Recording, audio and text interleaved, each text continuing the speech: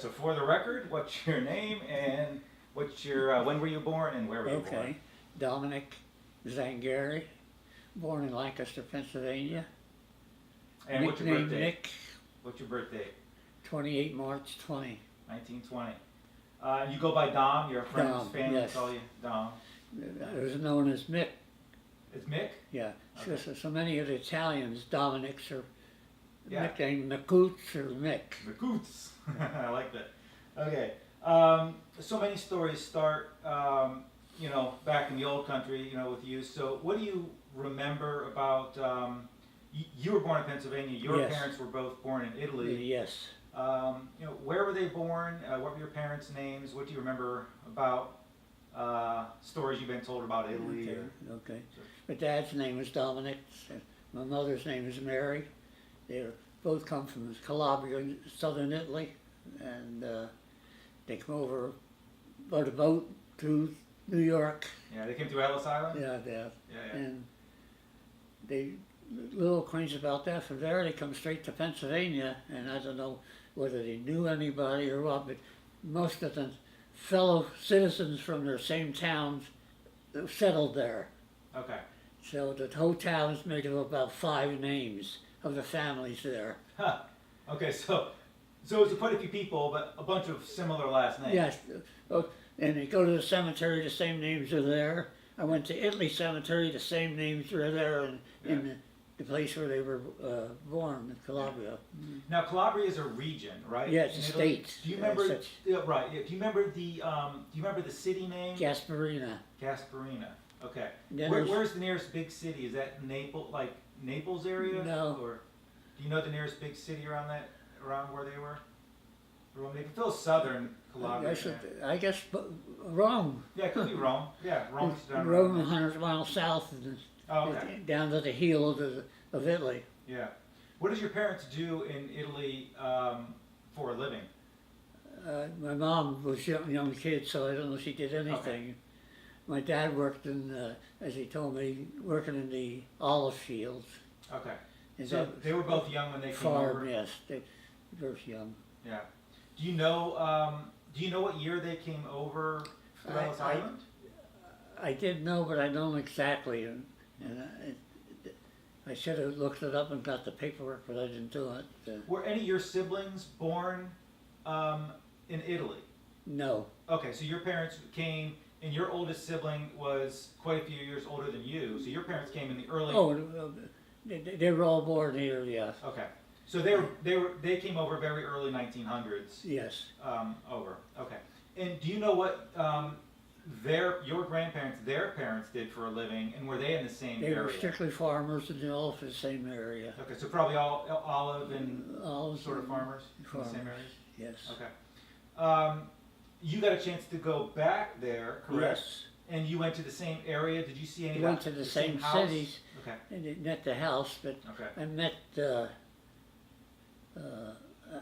cemetery where my wife's dad was buried, Okay. and he had some children over there. Yeah. He left his wife here and went over to Italy and got married again. Yeah. When you went over, do you speak any Italian? No did you Italian. pick up a little when you were A little over there? bit of that's all. Yeah.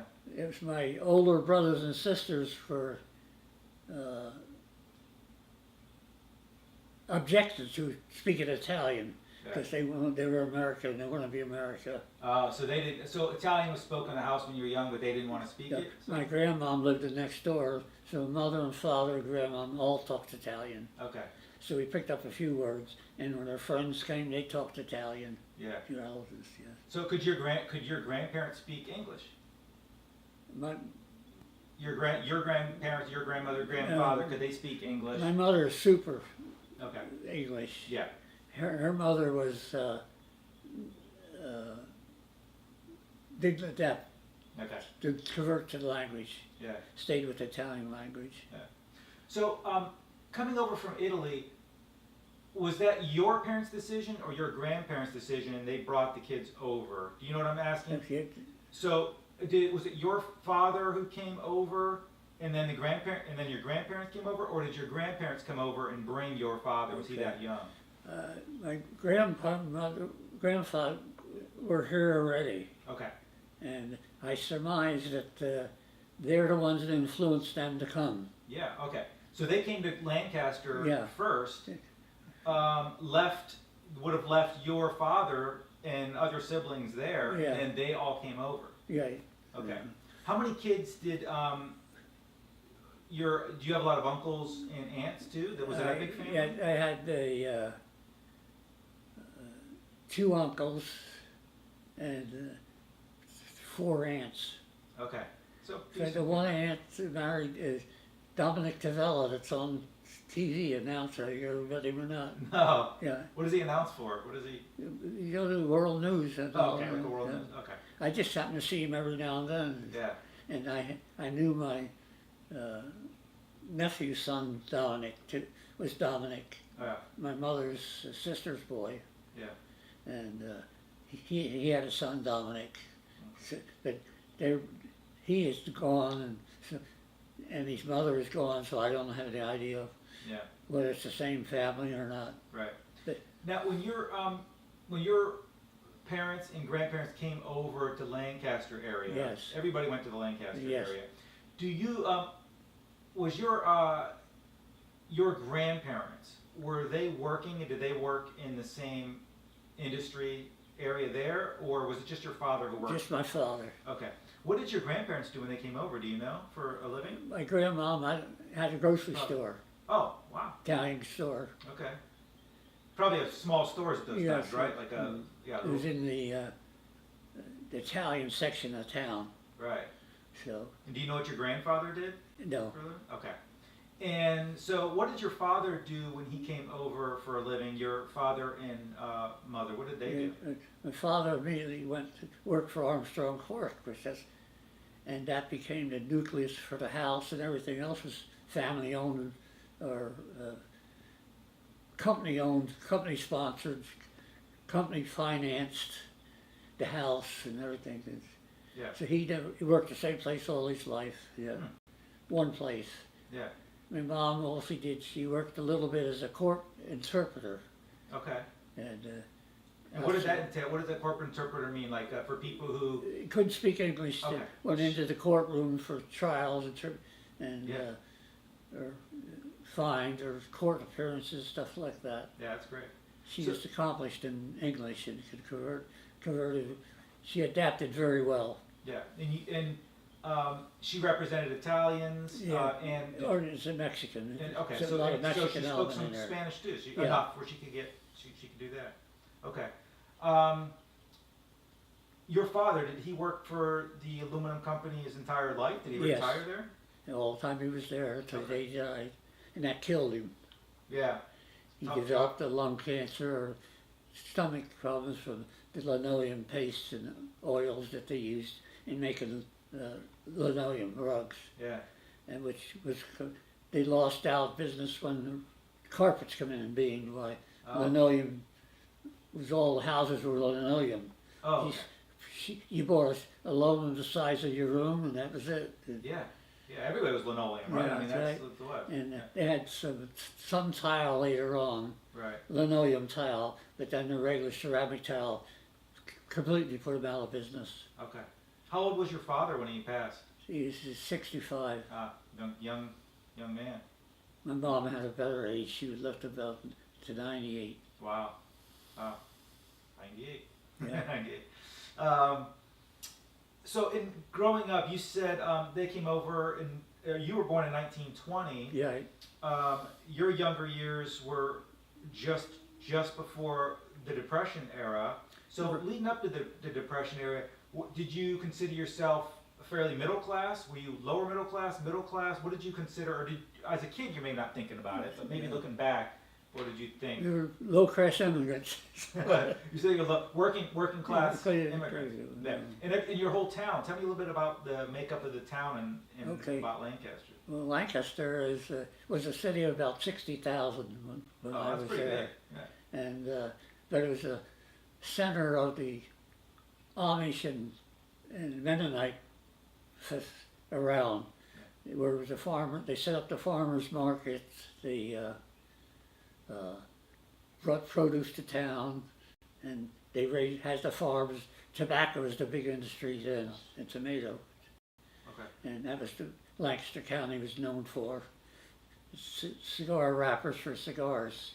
Okay. The better quality tobacco. Yeah. And then I say it was a home of Hamilton Watch. Oh, okay. And DeWalt Products, the tool maker. Tool maker, yeah. Yeah. That was the biggest industries in town. Okay. People worked there, the kids worked there. It was hand me down. Like some of my brothers and sisters worked there also. Yeah. Yeah.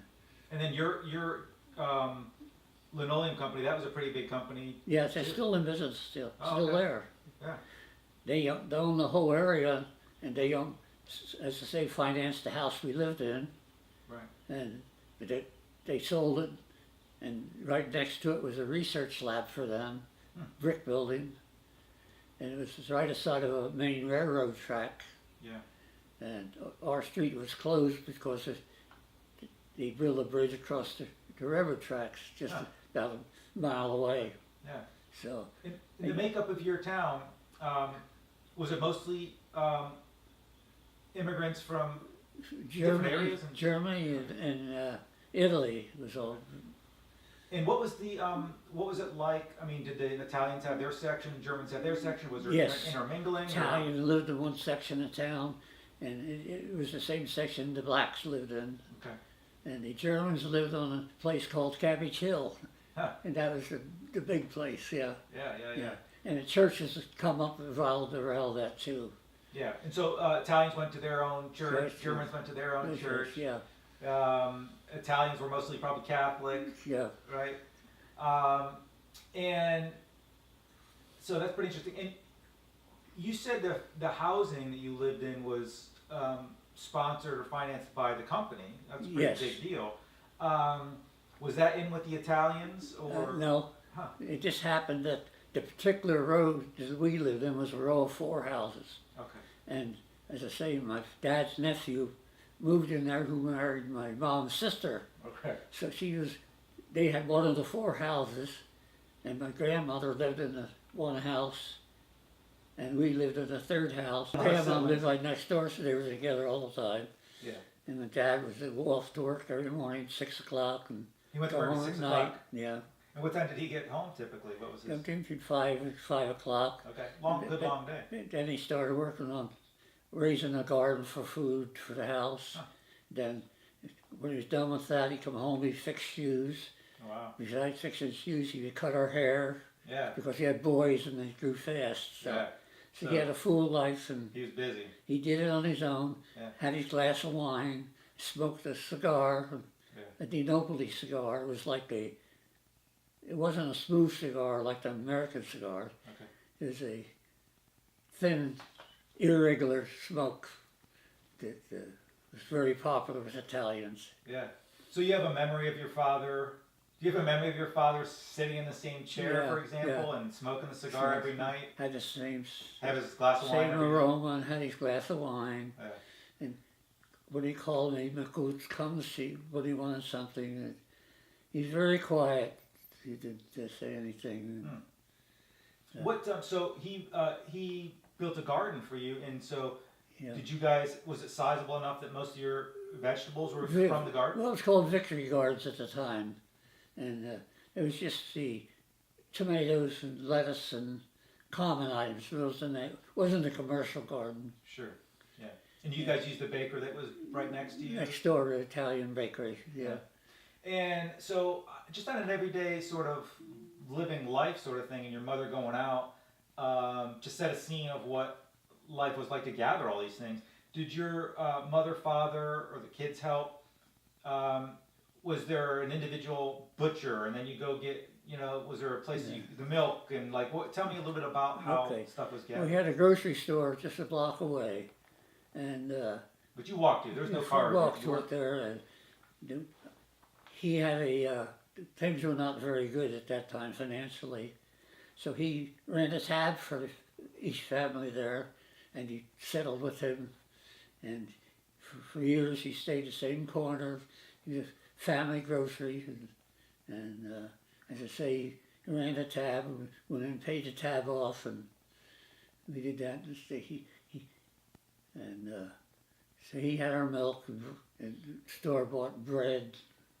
So, and he became a friend of the family. He went to the same church. Some of his relatives moved in too. They were imported from Germany, so they moved in the area too. And another little section of where we lived, they moved and bought all the houses. Okay. Yeah. So most of your groceries were from the one store. One grocery store. Even yeah. the meats and stuff. So you didn't have to worry about the butcher and then go to this place. And so you didn't have a milkman that came to your house. Yeah. Well, eventually, we had a milkman, a nice man. The milkman came every day and brought the milk, set it at the front door with a metal case. Oh yeah, okay. And the iceman came, and at that time we had ice boxes, no refrigerators. Okay. And tell me a little bit about the ice box. A big block of ice. The guy would take off his truck. The truck would come and cut it into quarters, 50-pound pieces. So the ice box was sorted into 3 stores, one for the ice and one for milk and one for the other perishables. And as a kid, we chased the ice truck wherever we went.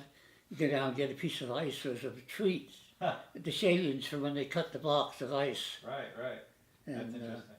And so... So I eventually worked on an ice truck and learned to carry a 50-pound box of ice up 2 or 3 flights. You did that as a kid? Yeah. Like in your high school age? Growing up, yeah. Oh, wow. That's good. 50 pounds is a lot when you're lugging 50 pounds around. I don't remember whether it was a 50-pound, I just know it was heavy. It had a canvas case to put it in that you threw over your back and climbed the steps. That was the hard part about it. Yeah. So Lancaster's probably a cold place in the winter. How was your house heated at the time? Well, while I was there, when I come out of high school, I went to work for a hardware store who sold furnaces. Okay. So we had a coal-fired furnace, and was that in the first level or the basement? Like basement level. Basement level. Okay. We had a basement house, and it had a chute where you open the window, they shoved the coal down through the chute into a coal bin. So we had a coal bin within the house, which the dad used to throw the hole in the fire to keep the fire going. So a coal man came, right? On, yeah. Just like a milkman, just like the ice man. Coal man came, put ice in the chute, went down in the basement. Yeah. And did you kids help put the coal into the furnace? Yes. That was one of your jobs? So we actually just moved around from the coal bin. When Dad had brewed his wine there, the wine was outside the furnace, the kegs, while it was fermenting. So your dad made his own, the wine that he drank every night, he was making that wine? Yeah. So he'd go get his own grapes and smash them down? Well, we had one grape farmer, but we had to import the grapes. Okay. Enough to make the wine. Were you kids involved in helping make the wine too? Yeah, well, we carry it in from the truck, and our reward would be a bunch of grapes. Right, yeah. So, and that's it. And then, as I say, he had a press for the wine and a grinder, which was passed on from one of my siblings. Kept it up until he told me his siblings has it now yet. Yeah. The same press. Oh, that's pretty neat, though. Yeah. So he's now making homemade wine. The grandson is making homemade wine. Did you ever try the wine? Huh? Did you ever try your father's wine? Yeah, we sip it every now and then. Never drank a whole lot of it. Yeah. Was it any good? Yeah, oh, yeah. I remember my stories where my grandfather made wine, but I don't think it was very good wine, but they still drank it. So. There's wine. So they do it. And let's see. So, okay, we talk about this everyday sort of life, and, when you were a kid, do you remember your entertainment? Do you have radio? Obviously, you probably didn't have a TV in the house, but I assume, there was not a lot of people did, but... Entertainment was into athletics. Okay. We had a nearby playground where you had supervised sports, so I learned to play baseball all my life, and all my friends were from the neighborhood, come and played there. All of my siblings played ball, some went up to higher levels of playing baseball. One son was drafted by the Philadelphia Athletics, who went to their training camp, Oh, wow. and he tried out, and he didn't make it. And so I played ball. We had our family baseball team because we had enough boys to play. When my cousins next door had boys, so we had enough for a team. Right. But between We had a a- couple families, you had enough for a big team. We had a basketball team, and they were all Zangaris. And our Catholic church was built a church that we had a auditorium or basketball court like that. But originally started to school in a old mansion. For the last couple of years of schooling, first couple of years, first grade or second grade was in a mansion. In the meantime, they built a school, and then they went to there for 8 years. And that was a Catholic school. You said. Yeah. Yeah. And it's still today. It's still there. And your high school too was a Catholic school? Pardon me? Your high school was a Catholic school too? Yes. Okay. And it was built while I was growing up. Okay. Yeah. Gotcha. So you played ball a lot. That was Did you guys listen to radio or music? Was music a big deal in the house, or was it No. just listen to radio for news? Was there? Well, news? the Victrola was a big deal. If you had a Victrola that played records, it was something. Yeah. Okay. And you guys didn't have one, or you did have Didn't one? have one. Didn't have- Okay. Yeah. So you didn't listen to that. So, leading up into high school, did you play any high school sports for your high school, or did they even have sports? Yeah, I didn't make the high school team. I played sport. Was just starting baseball. Yeah. Yes, my brother, who was a priest, played football for the school there. My younger brothers went to a different school. They didn't go to Catholic school. Okay. How'd you do in school? How How did you do I in was school? good. I was did fine. I didn't flunk any time. And I'd say when I got to high school, I didn't go to any of the scientific courses. I went to the commercial course because I knew I wasn't going to go to college. Okay. So I had to do something to make a living. That's why I learned to type and do the shorthand. What was your favorite subjects in school? Like, what did you remember liking? Like, was there a shop sort of class that you liked? Or? There was no shop courses. The best thing I liked was history, I guess. Okay. Yeah. Is there a certain type of history that you loved studying, or No. Yeah. Just all of it? yeah. So we talked a little bit about you growing up, and I know that the Depression was really hitting hard, 29, 30, Yeah. 31. You were still on the younger side there. You were 9 or 10. Yeah. But do you remember any changes from previous time when you were, 6, 7, 8, and then when the Depression hit, or were you pretty isolated because your father worked for where he worked? I guess we're pretty isolated. I guess that when the Depression hit, we felt down in conserving the resources as much as we could with what the dad had. Yeah. And by that time, some of the older kids were getting ready to go to work, but right down, service monopolized everything. The ones that were old enough were in the service, and we went down the line to the first 2 older boys was in the service during the war, right at the beginning, and then followed along the priest went to Korea, and I went in World War II, and I went in. So, as that sort of depression area is hitting, some of your kids are getting ready to go off. Yeah. Go into the military.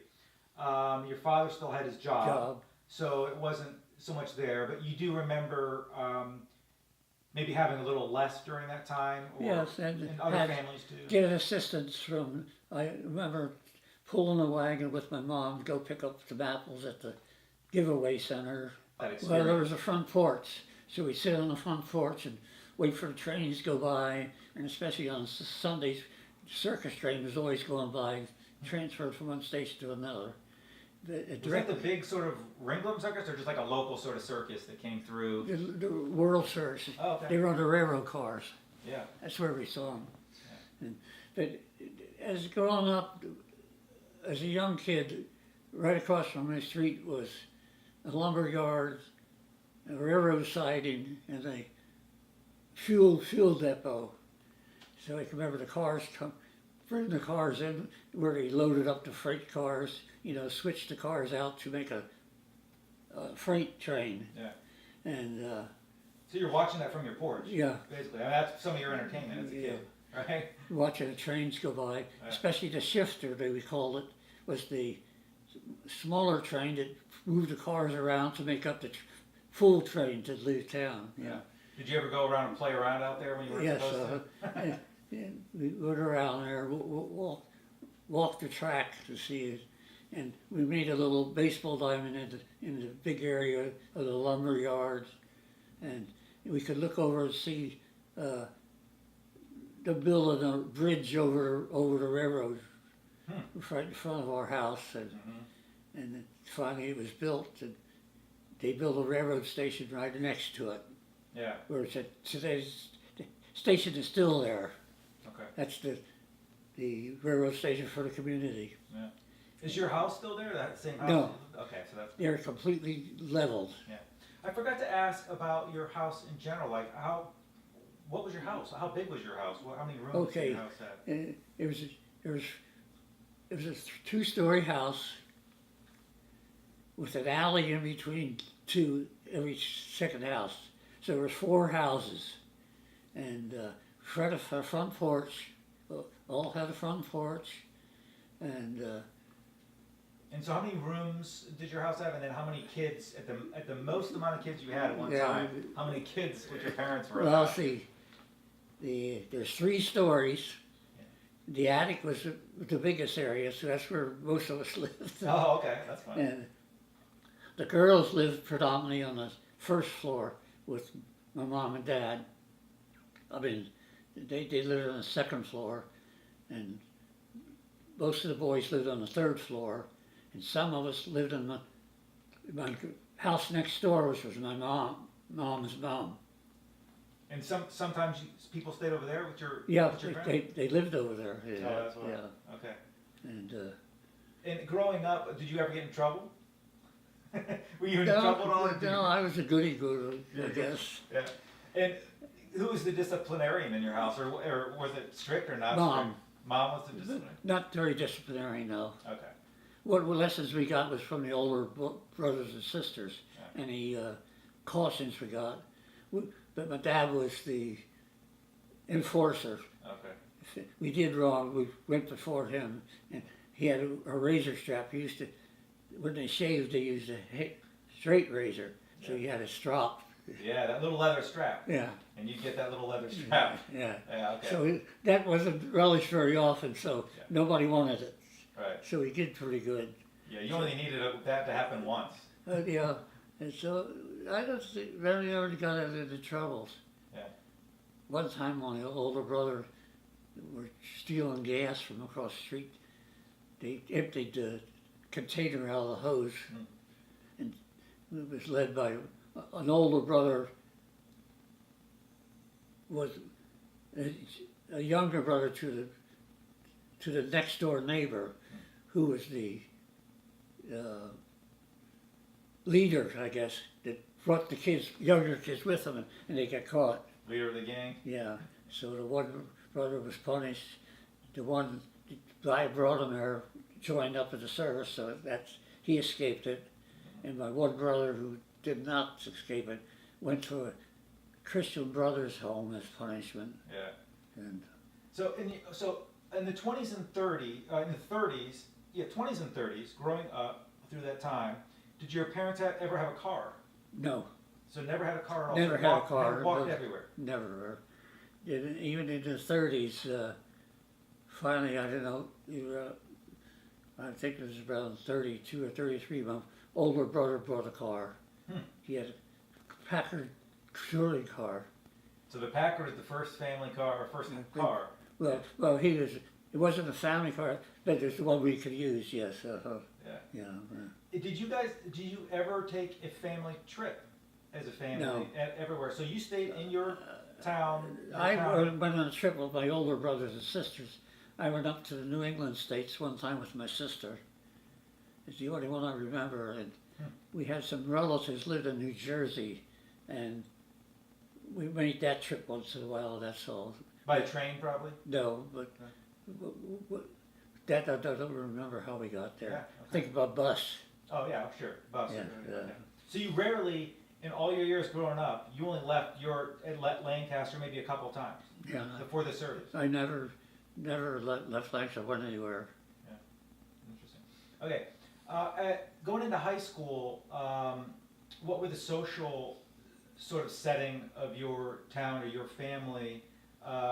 Clubs, Okay. stuff like that. Well, no. As I went to high school, they had a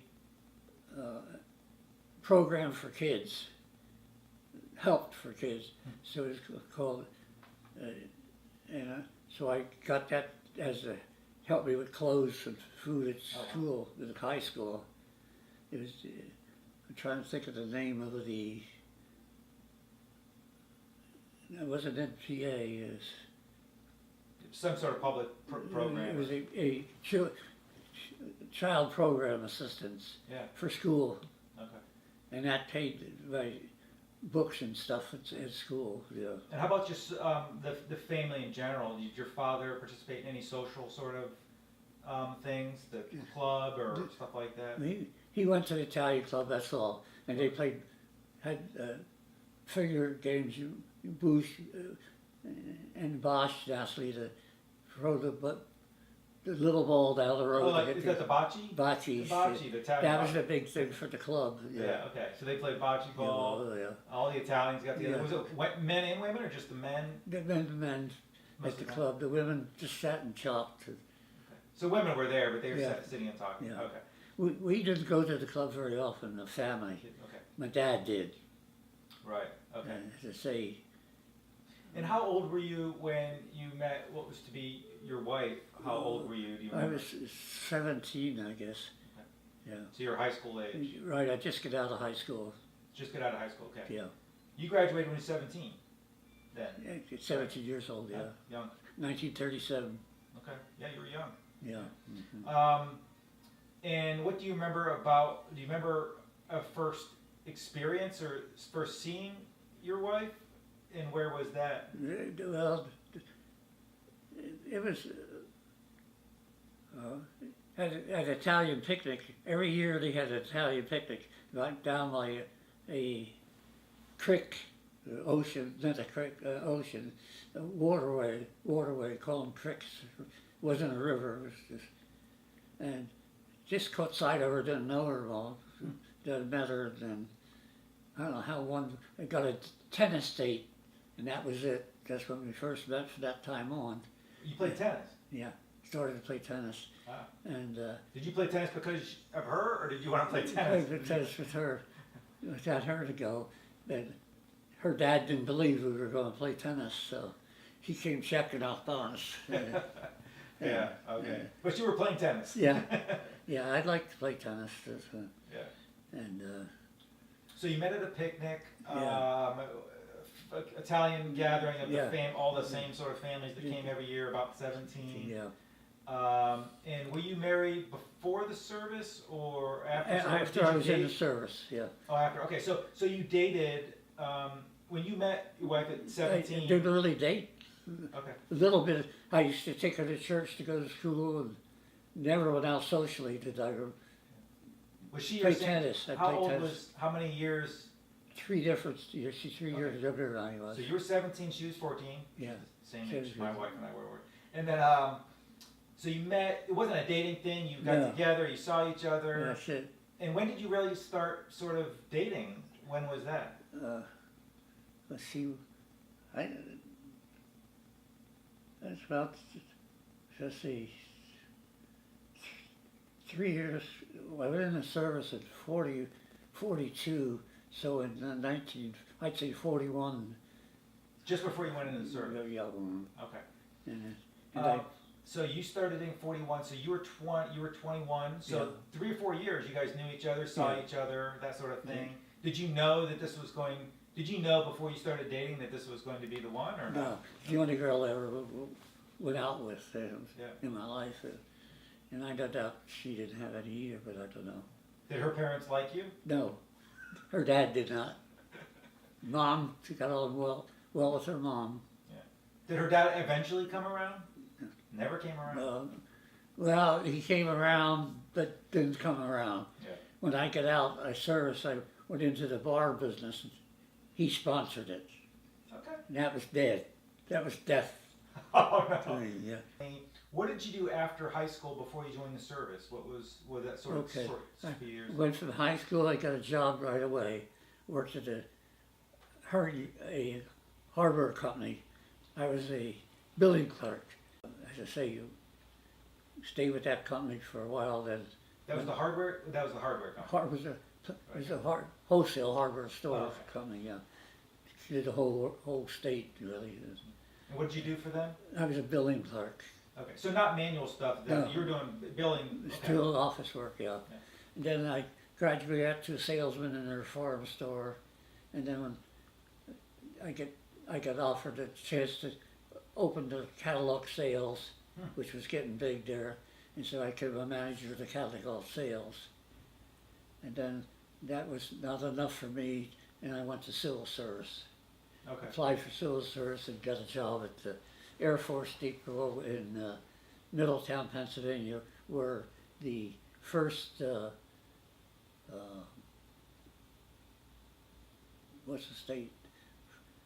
first nuclear station was set up. Okay. Well, that was in the service, right? Right? No, We're this in? is Okay, so before this is service. before service. Yeah. So you actually had some sort of inkling of military life. Yeah, 'Cause I that's learned what that the military there, that, Yeah. that there was such a thing as the military. Yeah. And, Yeah. and then about that time I got drafted, so, but that experience was enough to get me started in the service. Okay. And And then after that, well, you were Sears before, yeah, right before well, your service, my service began with a train ride from Lancaster to Miami, Florida, where I got my basic training at a golf course. right? Okay, so first, wait, so you were drafted Yeah, in 1942. yeah. Okay. And what was the branch of service you went into in 42? I went into the Army Air. I went to just drafted, and then went to the Army Air Corps. Army Air Corps. That's where they sent me to first station. Okay, so He was 70, and the other daughter's 60. And the son that's here is 62, and yeah, Kathy's 55 or 56. yeah, I'm not sure. time goes on. Yeah. Time. You ain't gonna do nothing to stop it. No. So,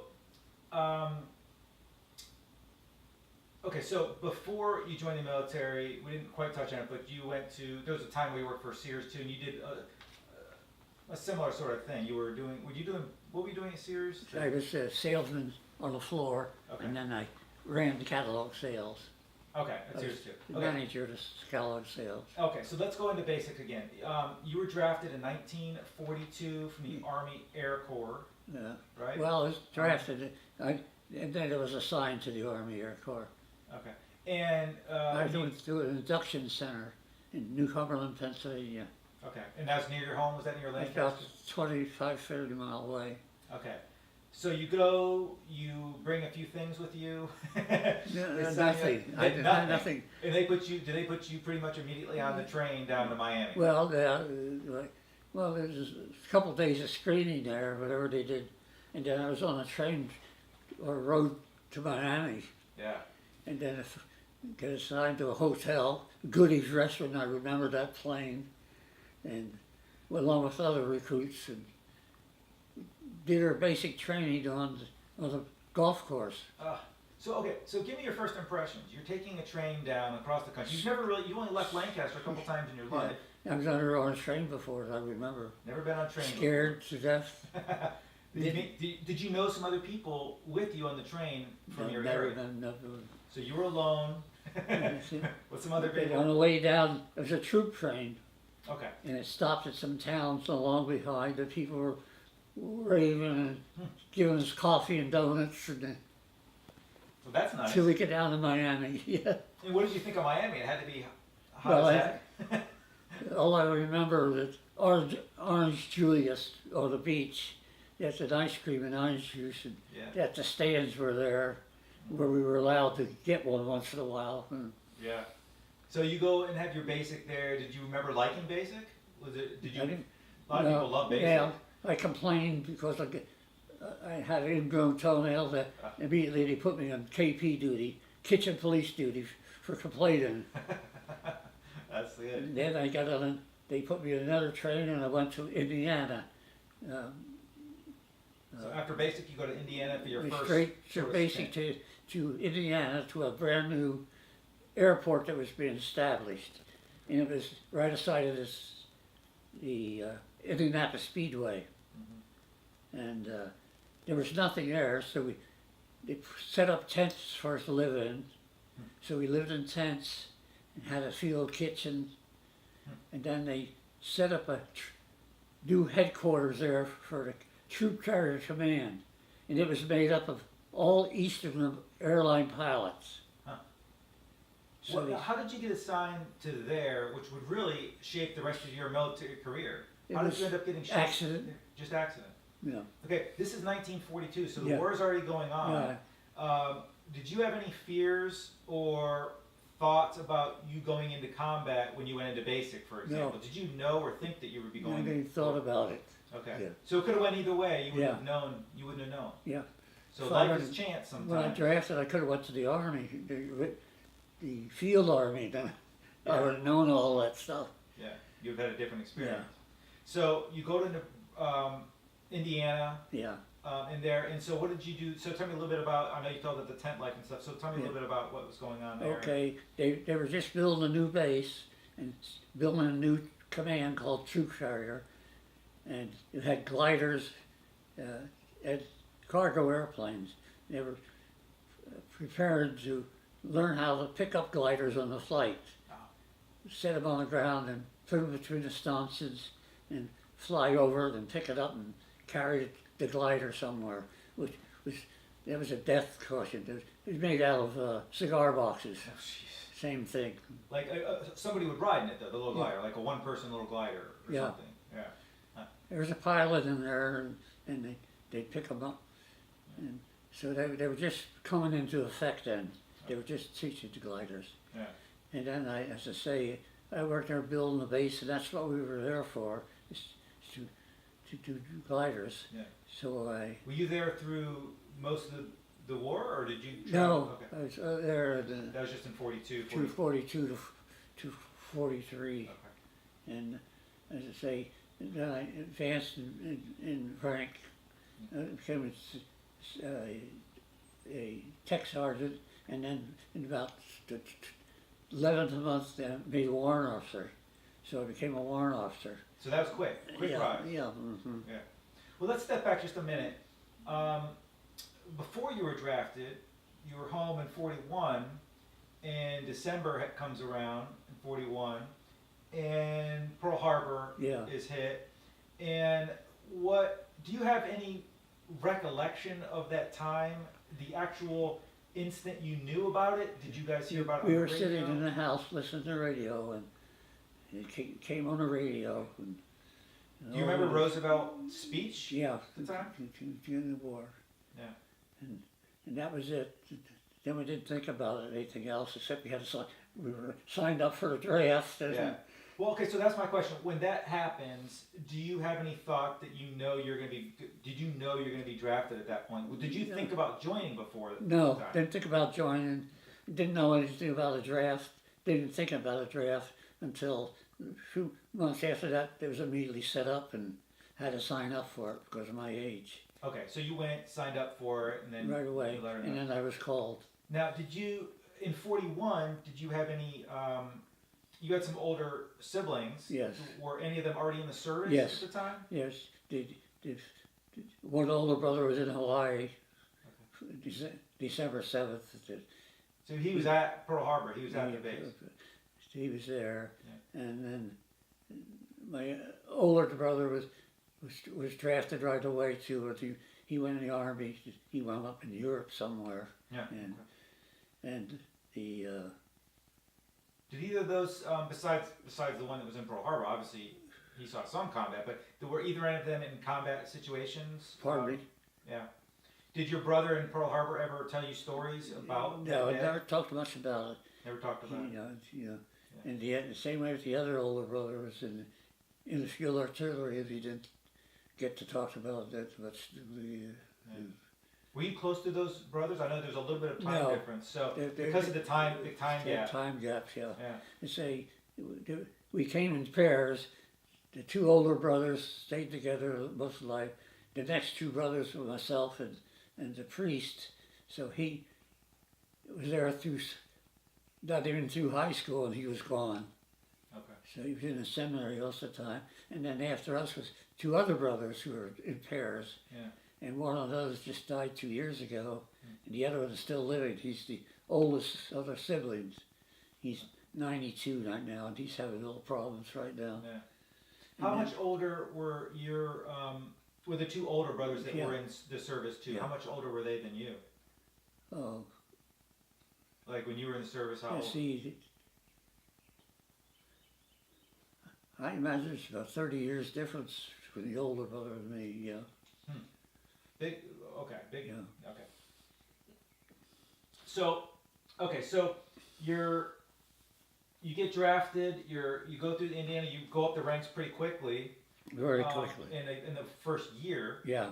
And then, so what happens when you reach that point? Are you going to different places now? What's your? Do you know you're going to be military at that point? Yeah. Do you? No. Okay. I stayed there and actually got out of the service when the war was over. Okay, so after the first 4 years, you took a break. In Indiana, yeah. And then when I got home, I joined the reserves, the Air Force reserves, because the Air Force, in the meantime, went from Air Corps to Air Force. Okay. The Air Force was established in '48. Yeah. Oh. And Okay. so, as I say, So you were reserves, Air Force, and then, so what did you do for work when you came out of the service the first time after the war? What did you do for work? I drove a cheese delivery truck, cheese. Yeah. And then I would try to business for myself, and that was it. What was that business? That you The tried? bar business. Oh, so that was the bar business. That was the worst thing I ever did. Okay. So. Okay. So Wait so a you minute, also. I'm jumping way ahead of myself. We are. Yeah. I skipped the marriage year. I went from Indiana to get married. I went back to Lancaster, and I got married in Lancaster at the same church I grew up in, and then went back to Indiana and spent the rest of my career in Indiana. Okay. Until I was told war was ended and I was getting discharged. So I went back to Pennsylvania and went in to live with my in-laws. And okay, so when you go away to war, you're already dating your wife. yes, Whose name is Elizabeth, Betty. Betty, and so you don't get a chance to see her that much. No. Right in between. Well, I brought her to me in Indiana with me. Okay, so you brought her to Indiana before you were married. She's living with you on the base? No. After she's No. married? After we were married, Okay. I went to Indiana. I was still in the service then. So I brought her to the base in Indiana. Do you remember your proposal? Ah, Do you remember proposing? no. No? It was, let's get married? Yeah. Well, yeah. No, I come home and leave one time and said, we set up the plan to get married. So you got married in the same church? Yes. And what was do you remember what date you were married? June 6, 44. June 6, 1944. What's the other significance of that date? That was it. My brother became a priest June 4th.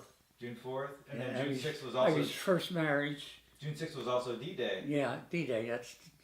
Which you didn't know. Yeah. Just so I knew happened. after it was happening, yeah. Yeah. So you were married on... Talk about where you... The first duty station when I got back in the service, I was sent to Newcastle, Delaware. Okay. Where I was assigned to the IG office again there, and we bought a house there, and we were in a house but 4 months at the new house and got sent to Labrador. Okay. So where's Labrador at for people who don't know? Labrador is part of Newfoundland. Okay. So really north. Really really north, cold. north, and while I was there, I went all the way up to Greenland. You know. Okay. But I was able to. I wasn't there long, but due to the job I had, I was able to bring my family there. And my family then there was wife and 2 kids. Okay. So they come up and they had a fabulous life there. And that's sort of family. They didn't mind the cold. It was very cold and snow, and they went to school on in buses and tractors. Oh, right. That tractors looked like a cleated vehicle, like Right. Like a big snowmobile sort of deal, a big tractor. or snowmobiles is what they were. Yeah. And they went to school there, and they enjoyed it there, and had a lot of winter activities, sleds and Right. skis to going down the hills. There's a lot of snow. Right. The dump became a slide for winter time. So just a different experience. For me and for them. Yeah. And say we lived in the shack house when we first got there, right outside of B-36s, and every time they revved up a B-36, the house shook like nothing. So finally they built a new housing development on the base, and very few people got a house, but due to my job, I got a house right away. So we moved into a nice modern house, Right. and the kids went to school by bus or snowmobile, however it was available. Say went to church. They went to. And then where did you go? How many years were you in Labrador? 4 years in Labrador. So almost all through the Korean, most of the Korean War. And went from Korea to, from Newfoundland, I went to Roswell, New Mexico. There's where the start of the fable of the missiles hidden, men coming down at the earth, and the infamous green men coming from the disc. Yes. And you were there right during that time. Yeah. During that mid-50s sort of time, right? And then I was there a short while, and I applied for ROTC duty, which I got, and I was assigned to Caltech in California. Okay. Now, just for the sake of the camera, to go on record, did you believe that there was green men out of Roswell, or are we saying that there was not green men out of Roswell? I didn't even think about it, come to think of it. I don't even heard it mentioned, that's all. I think, well, maybe there's such a thing, but Yeah. I didn't even believe it. Later on, Yeah. definitely no. No. Okay. Okay, so you go from New Mexico, you're not there probably all that long, right? No. And then you go to Southern California or Caltech? To Caltech, which is in where the Rose Parade is. Okay. Forget it, what's the city there? I think Caltech is southern, isn't it? No, it's not Palo Alto area, is it? It's right in Los Angeles. Yeah. But the city is famous. Yeah, I don't know. I can't remember. We'll look it up later. I can't remember. I went to school there, got my degree, What was your degree? I mean, how long did you go to school there for? Just first 2 years. Okay, so it's like I finished out. It was a community college. Okay, so like an associate's degree from the community college there. Yeah. And what was your degree in? Just in business. Okay, this is just something you had an interest in because, or did you think you needed that in any way? I just went because it was readily available, and I had the time with my duty, and the R2C duty was not very tough. Okay. And because all it was supporting the kids, the engineer, the specialist kids that went to Caltech.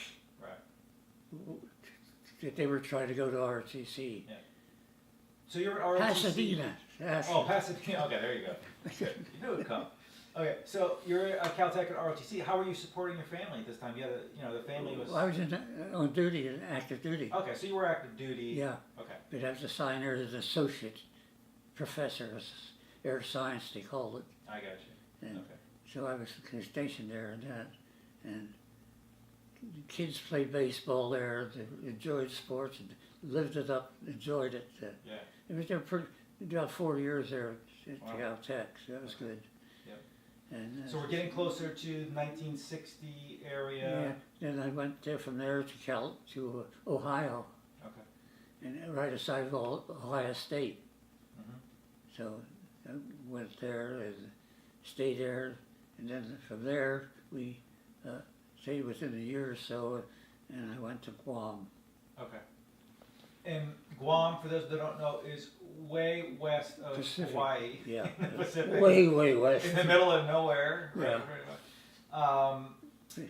Getting close to the Philippines area, Well, sort of. it's close enough that the kids went on a boat trip to the Philippines Okay. and hit a typhoon on the way. So, Oh, wow. so they were really not memorable, that trip. Yeah. Okay, so what were you doing in Guam? What was the reason you were there? I was in the supply business again, Okay. and to get assigned to the base supply activity there. And what does that entail? When you say you doing supply, does that mean that you're organizing the big depots for where all Depot, supplies come in? Well, I was past that. I was in the depot when I went in, up in Pennsylvania. And at the base, what we do was support the airplanes, first of all, supply parts and all for the airplanes, for the housing, for the roads and grounds, Oh, for all it's a lot. necessary city life. Right. We supported everything there. Yeah, I bet that's what you're doing. You're setting Yeah. up a city, these mini cities, right? And so Guam, was Vietnam going on yet when you were in No, Guam? Okay, so just before that. yeah. And Guam ended up being an important sort of base for Yeah. Vietnam. Yeah. The residence remains of the Japanese world was still there. Oh. At that time we were there, they found some of the Japanese people hidden in the woods, and Wow. they showed up. They thought stuff was still going on. Yeah. That's great. So, Yeah. Okay, so you're in Guam and you helped establish that there. How many you were there for? for 4 years. 4 years. Too? So it So seems the like most kids of the places had you the go, kids there, and those more kids. Right? yeah. Was that where was what? Who was born in Guam? None of them. Oh no, you're good. Okay. But the I kid. jumped ahead. The youngest son was born in California, Okay. in a Navy station in Corona, California. Okay. Michael, that's the boy that's here now, and he's 60. Okay. And So he's born in California, and then Guam, and then back to Nebraska. back to Nebraska. So a lot of the places it seems like you're staying for years at a time. Yeah. 4 years here. My 4 duty, years yeah. here, 4 years there. 4 years it was basically was all. Now, was there any way to go? Were you pretty much at the highest place you could go rank wise when you were there? Or? No, while I was in Labrador, I got the direct commission of first lieutenant, Okay. but I never could get recalled to active duty. Okay. So in order to climb up higher, you'd have had to go on an Active duty. Okay. So I progressed in the reserves, and I went up to major, and I retired as a major Okay. in the reserves. But I retired as a warrant officer for the active duty. Gotcha. Okay. After Guam, back to Nebraska. Nebraska, Okay. And then anything eventful? Nebraska to here. And Nebraska to here. Well, didn't you mentioned at one point that you went to you were in Thailand too, correct? Yeah, while I was from Nebraska, I went to Thailand for a year. Okay. And that was during Vietnam. Yeah, Betty's wife stayed there, and the kids stayed there, went to school. That's why the boy went to Nebraska, the girl went to Nebraska, Okay. and the youngest son went to school there. Okay. So Nebraska, Betty stayed here. You were separate from the family during your time in Thailand then for a whole year, Yes, right? Okay. And that's the only time. the only time. And what other places did you go for either shorter stints or whatever? I know you mentioned Puerto Rico. I was first assigned to Lincoln, Nebraska, and then I went from Lincoln, Nebraska to Puerto Rico, and from Puerto Rico back to Nebraska, Okay. headquarters. So your family went with you to Puerto Rico. Yes, Okay. And how long were you there? 4 years. 4 years. Wow. Huge stints. Yeah. And what do you remember about Puerto Rico? I mean, it had to be a different experience. I liked it, the climate. And I always thought if there was a road back to the States, I would have stayed there. Yeah, yeah. And the kids liked it. The oldest daughter went to high school there. And the boy was there. Yeah. Kids went to grade school there. Now, as your kids have gotten older and they've talked to you about their life growing up in all the places you've traveled, Yeah. what has been their overall experience in talking about that? Did they really appreciate the fact that you were able to take them all these places and they learned? Well, they enjoyed it. Labrador, they really liked it, and Puerto Rico they liked. Guam they liked. Because the environment was good. There was no. They could fit it in the community. Right. Was it mostly when you were at these places you were around other military people and other military kids? Is that what what was? Yes. Yeah. The kids were kids. Yeah. So you retired in what year? 46. In well, you went into what year did you retire from the military? What year did you retire? The first time. No. Like you're out of the military. I'm out there. 46 here. Okay. Yeah. Well, 76. 76. 76. Okay. Get me time now. So you retired in 76, and you came here, and you've been here ever since. I was here a year, stationed here for a Okay. year. All right. In fact, I got to a base, I didn't even go to the base area. The atmosphere of the club life, which I was not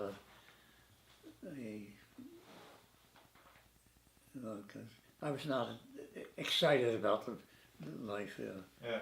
But the life here was good because after I got here and retired, I went to work for the Space Center. Oh. So I worked for the Space Lab. Okay. I worked for engineering for Brown Engineering. So I worked out a year. In the meantime, the base was going to go contract. So the company that I worked for called me, and I went under contract to them and worked at the same job as a civilian as I did in the military. Oh, okay. Okay, and I stayed there for 4 years, and then I retired here.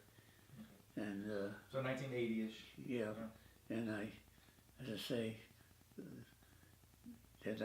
after retired from Raytheon Corporation, which I worked for, and been here ever since. And what was life like because you're still, let's see, 20 to 80, so okay, so you're about 60 when you retired. What were you doing, what was life, what did you do Same then? thing, I did all the service life. Yeah. Supported airplanes and bases and Did you guys have a social life of friends that you had around here at that age? here, get to know them, yeah. Yeah. The wife was very active. She worked at the youth center for almost 4 years. Okay. She worked with the kids, and I was still at the base, and so. Fair bit of golfing. Yeah, played a little bit. Got to, but then after I retired, I joined the golf club and military members. Every Monday we played golf and. What just to kind of ask you a few sort of random questions. What was your favorite place of all the places that you either lived or traveled to? What was the place that really stuck out in your mind that you liked a lot? I guess Puerto Rico. Just being so different. And Yeah. The climate.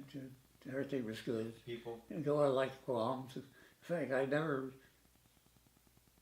disliked any place I was. Yeah. But I was worried about Thailand because that was the only time it's ever separated. Yeah. Perhaps everything you need something that'll relate and make you think of it. Yeah. It recalls it. Sure. Right. Yeah. I mean, there's so many things when you live 98 years. There's a lot of things that have happened. So yeah, it's hard. What do you remember? I mean, maybe some seminal moments in history. We've talked a little bit about Pearl Harbor. Were there any big moments that you can remember where you were, for example, like when Kennedy was assassinated in '63? Do you remember where you were or that moment? Yeah, I was home in the same house, living in Pennsylvania, in the house that I was born in. Oh, Yeah. wow. Okay. And was it like sort of a moment on TV where people were crowding around the TV? Yeah. You're crying. Everybody was crying. Yeah. And Yeah. Big deal. because there were so many people who had kids in the service somewhere. Yeah. How about maybe the Challenger, and what happened with the Challenger was it '86 or '89? I'm not sure. Yeah. Well, see, I had my mother down here at the time, and my wife's mother was here, and I got a pass to go out. I was working for Space Lab at that time, and I got a pass to get them in where they could see the actual liftoff. Wow. So they stayed there all day at the post home. Huh. So they missed it by a day. Wow. They were back here when it went off. You know. Oh, in this house. Yeah. So did you guys watch from this house or watch on TV? Or do you remember? Yeah. No, I was living on I think I was on the base yet then. Okay. But that was a pretty big moment, Yeah. right, in your life. And I guess thinking back, I mean, you think about 100 years is a very long time. Yeah. You know, in your life, sometimes it might go by really fast, but, you know, you're growing up in the 20s and 30s and how life is so different from it is now. Yeah. You know, did you have any thought about what life would have been like in the future? I mean, Yeah. we send men into space. I remember getting my first car and driving it for the first time and going to a school reunion, and I went down the hill to a park, and I didn't know what to do with the car, how to stop it, how to slow it down. Right. That was your first car? It's a 28 Chevy Coupe. 28 Chevy Coupe. That's perfect. Yeah. Yeah.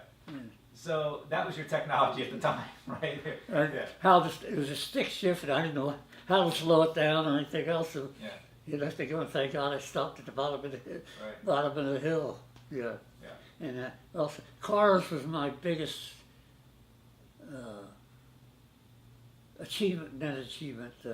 desires in life, I guess. Okay. I had a 1932 Willys Overland. Have you ever heard of that? Oh yeah, yeah. Okay, and that particular car had a starter where you pulled up the thing, and had a reclining seat. The whole seat was that. So you could sleep in the car. Yeah, it does. Sleep in. So you got a passion for cars. Yeah. You love cars, you're like, I bought a brand new 41 Plymouth. Remember that? $604. Wow. That was it was a 4-door black. Yeah. But I bet my wife was still in it. So I took her for the first ride. So that was something that impressed her, I guess. Right. Yeah. Yeah. And other cars? Did you have cars throughout your time? Yes. Yeah. I'd say that was my habitat. I don't know what to call it. Your passion. Yeah. Passion is right. Yeah. I had a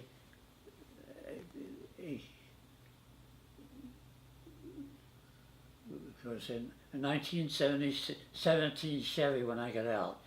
It was my first car was a 28 Chevy. Yeah.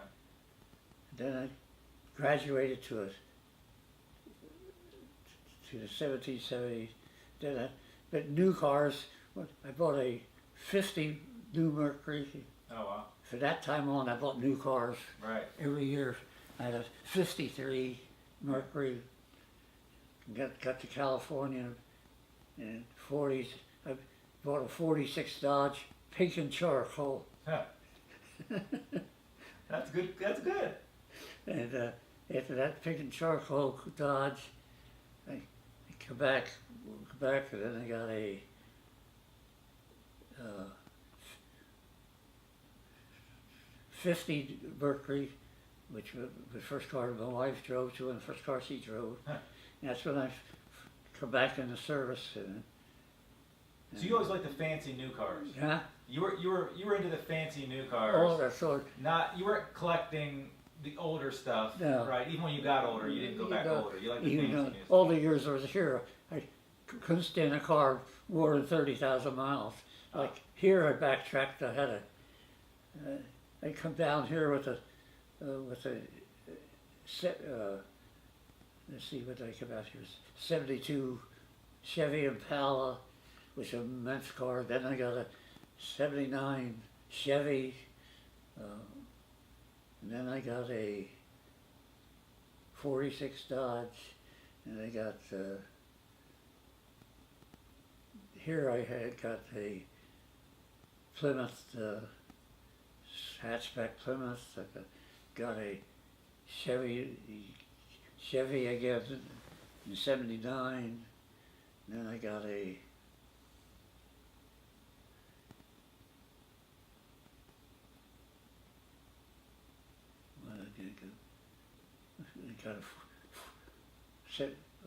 Buick, the new Buick Skylark.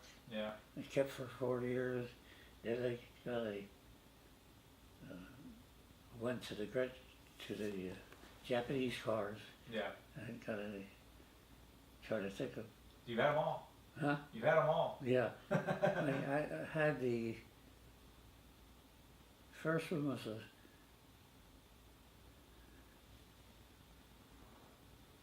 I forget the name of the company now. Yeah. The Mazda or Datsun or. Datsun. You had a Datsun. And I had a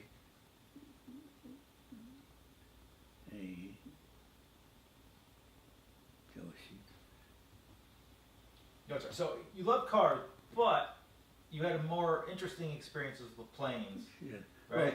Well, new cars, I had vehicles I had one scary incident with a vehicle or twice. As I say, first got to high school and I could know how to stop it. Yeah. And the other one, I was in Delaware. After I'd come back, I was in the 50 Mercury. It started spinning on the ice. I didn't know what to do. Did you wreck it? No, Oh, it okay. stopped. Yeah, that's good.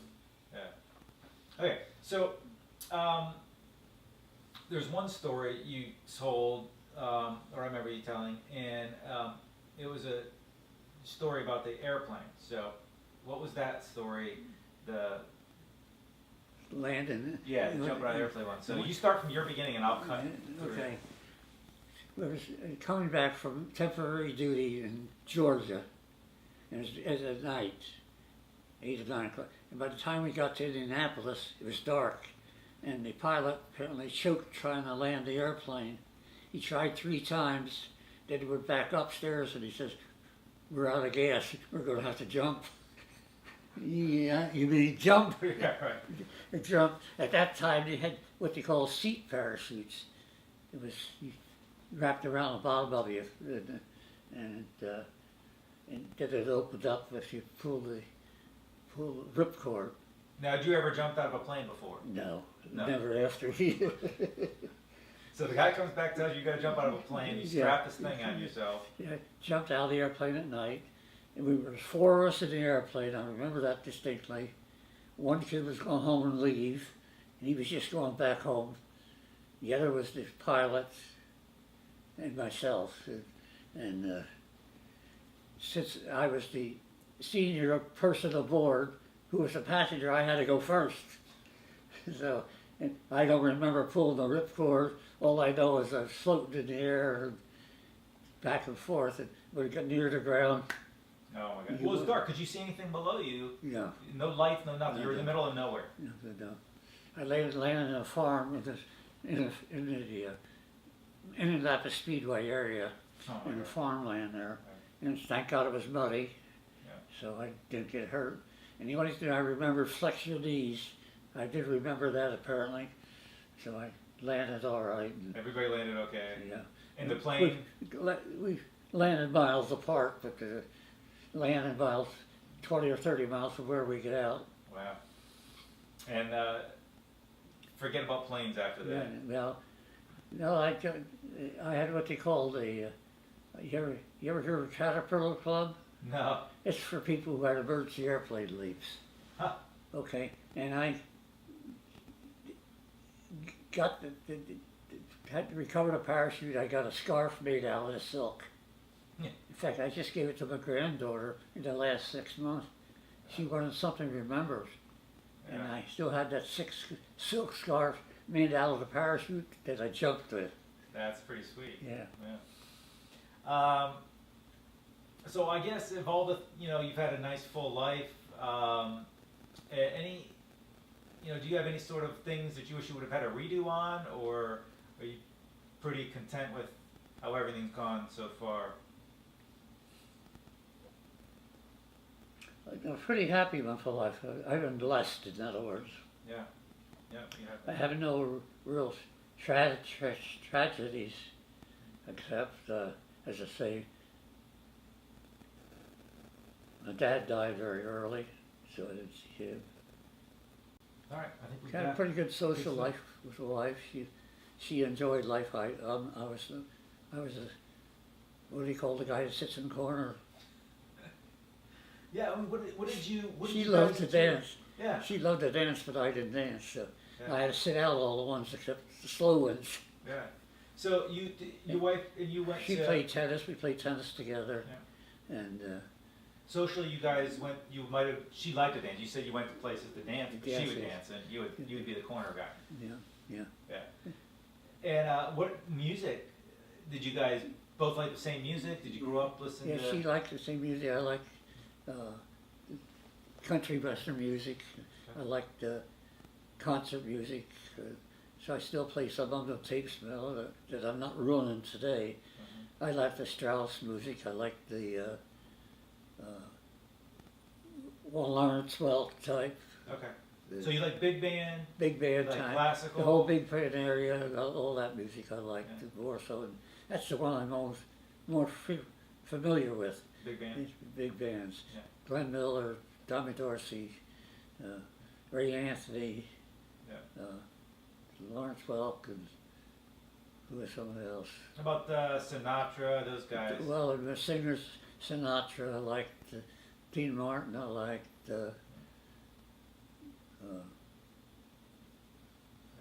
some of the younger guys I liked listen to their stuff. Neil Diamond. Yeah. And, Did you ever go to any shows? huh? Have you ever been to a show? No big shows, No no. big shows. Yeah. But you guys dance. So your wife loved to dance. Yeah. It's one of the things she liked to do. What types of dancing did she like? What type of dancing did she like? Tarantella. She loved. Ever she hear the music Tarantella, she'd be up. Polkas, she'd get up because Yeah. it's the same as the Tarantella. Yeah.